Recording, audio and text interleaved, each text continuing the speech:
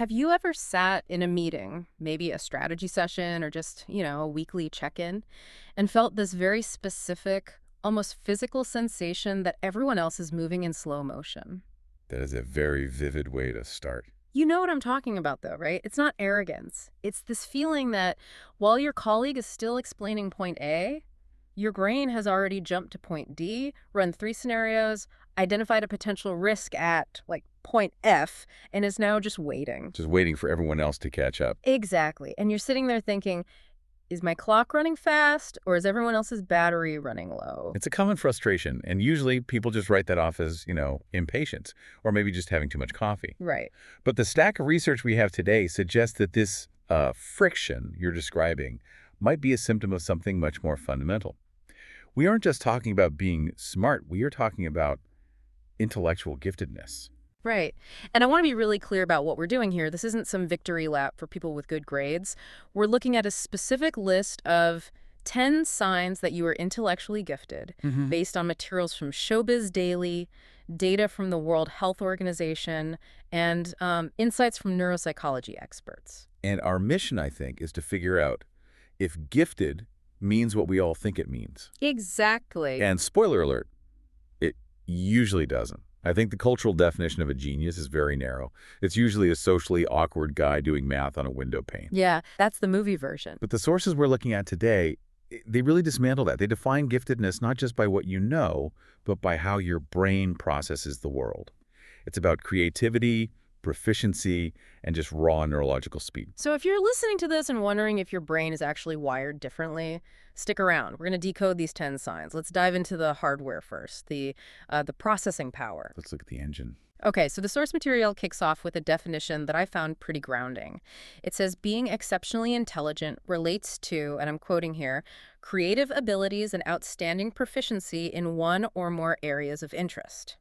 Okay, so pretty broad. Right. But then it immediately jumps to the first tangible sign, speed. They call it quick learning. Right. But we need to unpack quick learning because it's not just about memorizing a textbook chapter the night before a test. No. The source uses the word instantaneously. It feels like a bit of an exaggeration. Well, is it? Think about how learning usually works. For most of us, when we encounter a new complex concept, say a new software architecture or some philosophical theory, we have to build a scaffold. Right, piece by piece. We learn piece A, then piece B, then they try to hammer them together. It's a construction project, and you can feel the gears grinding. Yeah. Exactly. But for the intellectually gifted, that friction is, well, it's just absent. The source highlights that they grasp complex concepts swiftly. It's like their brain skips the scaffolding phase and just snaps the entire structure into place at once. So they don't just learn it, they intuitively get it. Yes. That snap you mentioned is such a good way to put it.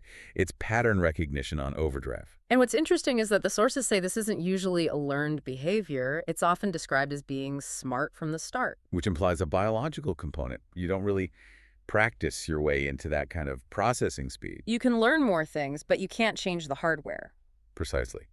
And that brings us to the demographics, which I found surprisingly high. Okay, yeah, let's talk numbers. Because I assumed we were talking about like 1 in a million here. Not at all. The World Health Organization suggests that about 5% of the world's population exhibits these traits. 5%. 1 in 20. 1 in 20. So in a standard classroom or a crowded elevator, statistically, there is one person operating at this level. Wow. And because it's smart from the start, these signs show up early. It's the toddler who isn't just mimicking words, but is understanding syntax before they can even tie their shoes. Exactly. Okay, so we have the speed. That's the engine. But now I kind of want to pick a fight with the research a little bit. I thought you might. Well, look, we get to signs number 3 and 4. Emotional intelligence and heightened awareness. And the source is claiming that highly intelligent people are generally very capable of empathy and social adaptation. That's what the data says. But come on, that completely flies in the face of every stereotype we have. If I picture a genius, I'm picturing Sherlock Holmes or Sheldon Cooper people who can calculate the trajectory of an asteroid but can't have a normal conversation. Without offending everyone in the room. Yeah. So are you telling me that whole trope is just a lie? It's not necessarily a lie so much as a misunderstanding of how empathy works for a gifted brain. We tend to think of empathy as this warm, fuzzy, automatic feeling. Right. But for a highly intelligent person, empathy is often a cognitive function. Cognitive. What do you mean? So they're thinking their way through feelings. In a way, yes. The source describes it as a heightened awareness. Because their processing power is so high, they are taking in massive amounts of data. Your body language, your tone of voice, the historical context of your relationship. They are essentially running a simulation of you in their head. That sounds exhausting. It is, and that's the catch. They aren't socially oblivious. They are often hyper-aware. They know exactly what you're feeling because they've already processed all the data. So whether they choose to act on it socially is a different story. It's a totally different story. But the capacity for empathy, the ability to understand the other person's perspective, is actually very high.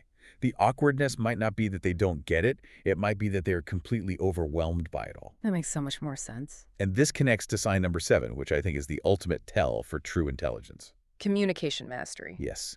And specifically, the absence of jargon. Oh, this one really stuck with me. Because there's this idea that smart people use big, complicated words, utilizing the paradigm shift of the synergistic whatever. The jargon trap. Mm-hmm. Usually people use jargon to hide the fact that they don't fully understand something. They're just parroting complex terms. Right. But the source is very clear here.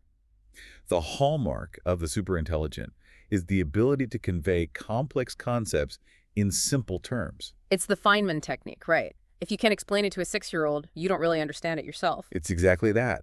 The source explicitly mentions the ability to tailor their message to the situation and the listener. Think about the cognitive load required to do that. It's immense. You have to understand the quantum physics, or whatever the topic is, at a fundamental level. Then you have to model the listener's mind. What do they know? What don't they know? And then you have to translate it all in real time. So if you're the person in the office who is constantly translating the engineer's technical speak into plain English for the marketing team, That is a sign of very high intelligence. It's efficient communication. And efficiency is really the name of the game here. okay, so we've got speed and we've got this high bandwidth communication, but I want to look at the storage because signs 5 and 6 deal with memory. And this feels a little unfair. You get the fast processor and the giant hard drive. Well, it's not just about the size of the hard drive. It's about the file system. The file system. The source states, memory and intelligence are intrinsically linked, but it emphasizes access. Meaning what, exactly? Think of it like this. You and I might have read the same book 5 years ago. We both know what's in it.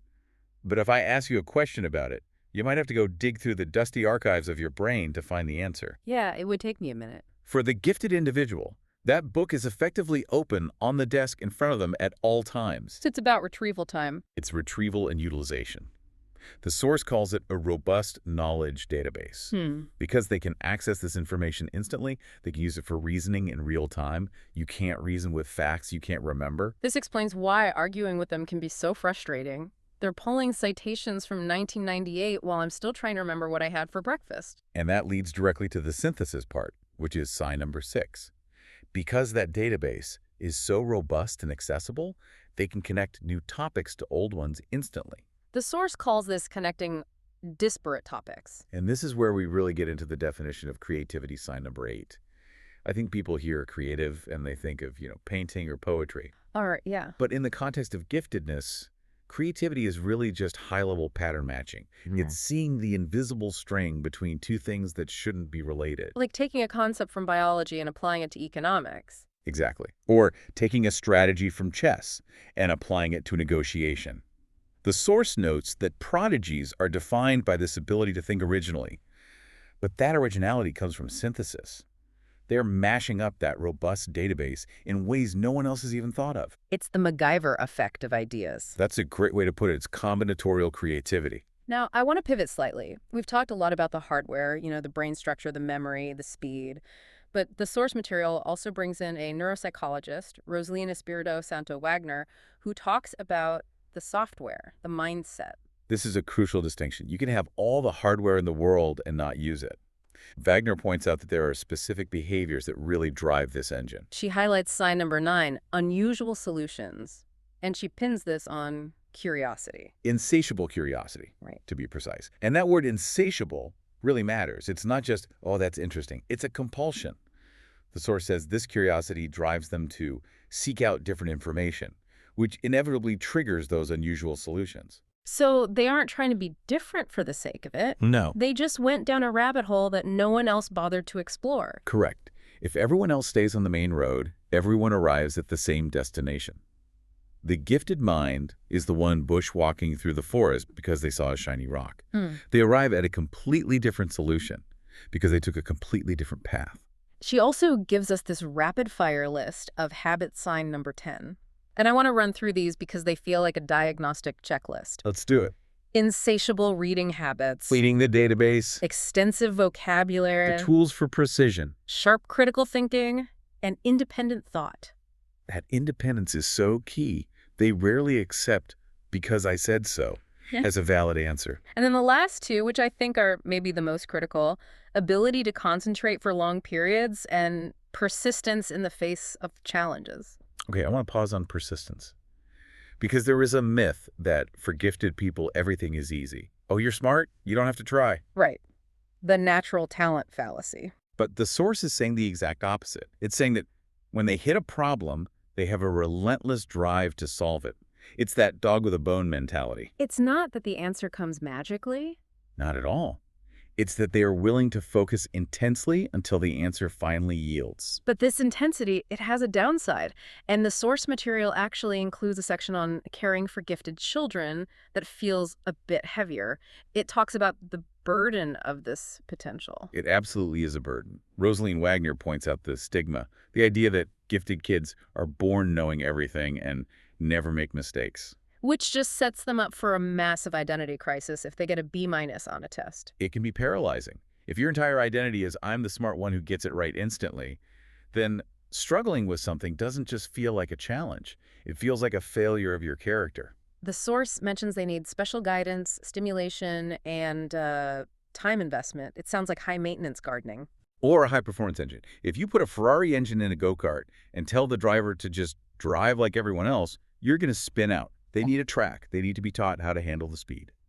So let's get down to brass tacks.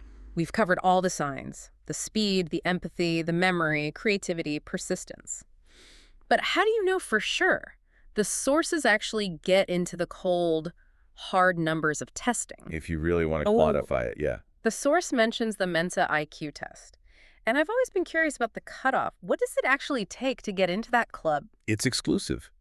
According to Mensa UK, you generally need to be in the top 2% of the population. Top 2%? Wow.